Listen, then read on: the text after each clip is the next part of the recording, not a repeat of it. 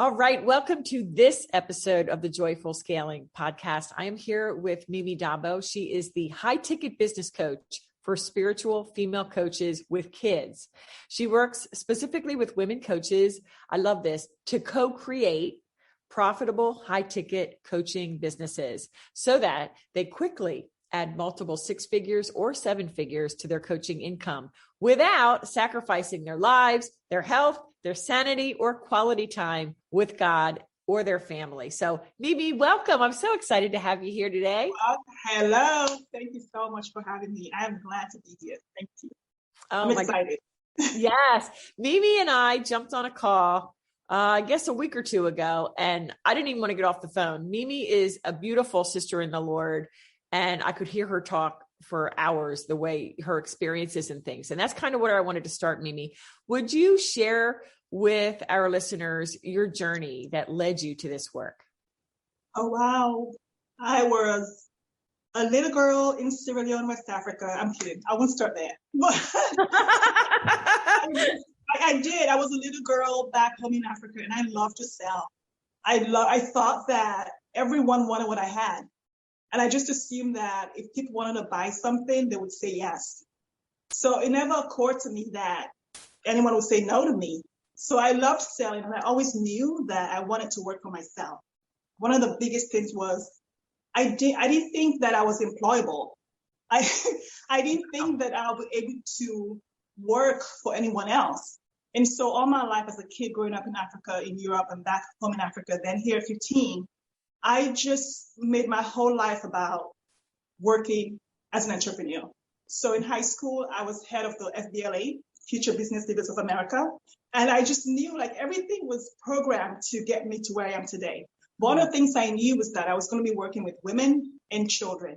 I had no idea how, I had no idea where that would be happening, but I knew that I would be here as a coach, entrepreneur, consultant, or something in that form. I just didn't know the name of it. But I knew since I was 7 that I wanted to be here today. And it's been not butterflies and kisses, just lots of trials, temptations, tears, and lots of love to get me to where I am. It took a whole village to get me here. And I'm really happy to be here right now. Wow. Yeah. I mean, I can't wait to dive into so much, but I do want to tell the ladies about your background to the extent that you were in corporate and then you said bye-bye to corporate life so that you could fulfill your dream. So talk about that. I mean, it's tough when you're in corporate. I was in corporate for a long time. I was in undergrad, I decided that I wanted to be an entrepreneur. So I thought, well, I'm just going to go try to be an accountant, and I want to be a finance major and a marketing person. Then I want to get my MBA, then I want to get my CPA and get my law degree. And then I'll be like a one-house businesswoman and have every floor be a different corporate job, like legal and accounting and finance and marketing. And that's what I did. So I went ahead and I got all those degrees for a while. It took about 8 years to get all the degrees combined, undergrad, grad, law school, and the MBA and the CPA. It took me 4 tries to pass the exam, 3 times to pass the CPA exam. I passed on the 4th try, thank God. And then it was kind of like, now what? So I went into private practice. I was a corporate defense attorney while I was a trial lawyer, white collar litigation for a few years. And then I left to go be a prosecutor at the World Bank for about 6 or 7 years. But the whole time, God had already told me at 7 who I was and what I was going to be doing. And he chased me down. It was kind of like he met me on the way to Damascus that one day. And he's like, we're going. You are going to start your business. And I was like, okay, God, let's just do it. Let's go. Let's do this. But he literally held me for all those years, like 15, 16, 17 years. I was hiding from it. I kept saying, I can't quit because I have to pay my own insurance. I can't quit because this is happening right now. I can't quit because I'm responsible for this. I have too many financial responsibilities. And then one day in the middle of all those financial responsibilities, in the middle of my separation, in the middle of my child being not feeling good, he's like, today is the day. You need faith. And so I just, I said, today's the day I'm going to step out in faith and do this. And I said goodbye to the money, the insurance, the pension, just everything. And honestly, I joke that when I had all that money and when I was making $350,000 a year, I wasn't sleeping at night. And then when I quit and I was eating, my best friend's leftovers because I had no money, I was sleeping like a baby every night because I was doing something that God put in my heart to do. So it was a whole thing of, it hasn't been butterflies. I have taken a job paying $25 an hour. I've quit. I've eaten my best friend's leftovers. I've put plastic bag on my daughter when she was a toddler because there were no diapers. And the whole time I kept saying, I would do this 100 times more and have all this quality time with God and my family, then go back to do that because I felt like I was selling my soul to the devil. And it wasn't bad. I loved the work I was doing. I loved the people. But in here, I wasn't saying yes to God. I wasn't being obedient. And to me, that was super important. Wow. What a story. I can tell you, I imagine that everyone that's listening right now to this recording, they're like blown away. I relate to the many degrees that you got because if somebody else would pay for it, I would just be a full-time student forever and ever because I love to learn. I totally get that.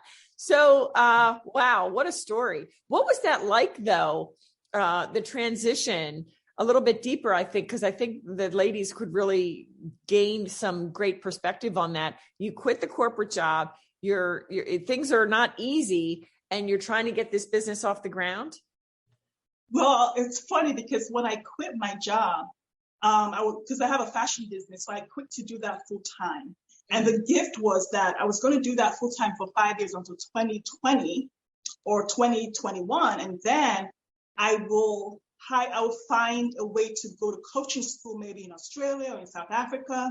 And then, because by then my life would be together. Because my then husband had left and I was in the middle of a separation. And I said, well, my life sucks right now. How can I help anyone? So I'm just going to do fashion.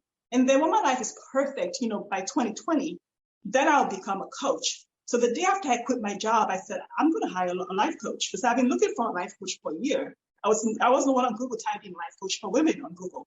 And so I hired the life coach and I was working with her and I didn't even have the 5-figure investment it took to work with her. And I was like, I don't even have this, but I did because I knew if I didn't invest, it's kind of like the stock market. If I don't put money in, I'm not getting any turnout. And so I invested in her and she was a coach in DC and she said, so you want to become a coach? I was like, yeah, my life is perfect in 5 years. She's like, 5 years. She said, well, I went to this coaching school and enrollment starts in 2 months. And, it was like, it was all the money I had in my savings account, everything. And I said, well, I don't have money. And she says, well, who does? Sorry, that's funny. Who does? And I said, well, in 5 years, I can do this because then I'll be perfect. And she said, oh, honey, we have a long way to go, don't we? And so those 2 months, she coached me, and I could see nothing more than becoming a coach now. Then I got it. I was like, oh, wait, it's when the story is broken that you become the coach. You don't wait until the story is perfect because it never does. The journey, that's the whole point. And so instead of waiting for 5 years, I went to coaching school. It was a year-long program. It was super intense. It was ontological coaching, life and leadership coaching, and they drive everything up and you deal with it.